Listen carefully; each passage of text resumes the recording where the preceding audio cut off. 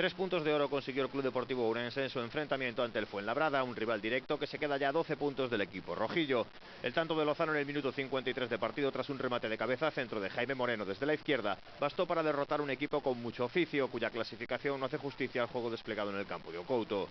Los hombres de Manolo Tomé estuvieron serios en defensa y aprovecharon una de sus oportunidades para lograr una victoria que aleja a los rojillos de la zona complicada. Son decimocuartos en la clasificación con 37 puntos, a 6 de la promoción de descenso y del descenso directo. Ahora el equipo ourensano afronta 3 jornadas ante los teóricamente favoritos del grupo. El primero de ellos será ante el Deportivo, un equipo que ya ganó en Ourense en el partido de la primera vuelta por 1-0. Más de 20.000 cañas se daban cita en los ríos de la provincia este domingo de Ramos, en que acompañó el buen tiempo, aunque no tanto las capturas, que se mostraron remisas en la práctica totalidad de los cotos de Ourense, empezando por el río Miño a su paso por la ciudad. Poco cambiaron las cosas en el resto de los cotos. Muy mal se dio la jornada en el río Avia y en el río Mau. Mejor fue la cosa en el Arenteiro, donde hubo algunas capturas. El que mejor se portó con los pescadores más madrugadores fue el Limia, pero aún así no se llegó a cubrir el cupo.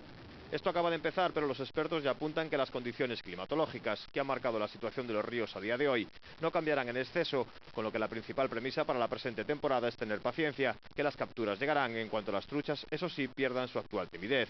Hasta el 15 de agosto la temporada es larga y ofrecerá oportunidades.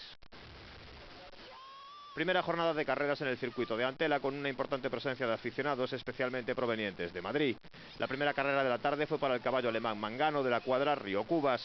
En la segunda, el dominio fue para el inglés Regencia, de la cuadra Cortiñal. El caballo irlandés Embrujo dominó el premio Pozos Pérez Formoso, mientras que el premio Imafec tuvo a Bolombo, de la cuadra Tucana, como caballo destacado. En la carrera que cerraba la jornada, el premio Tel Shinzo Suntuoso, de la cuadra Cortiñal, se imponía a Urdaburu, de la cuadra Hernio.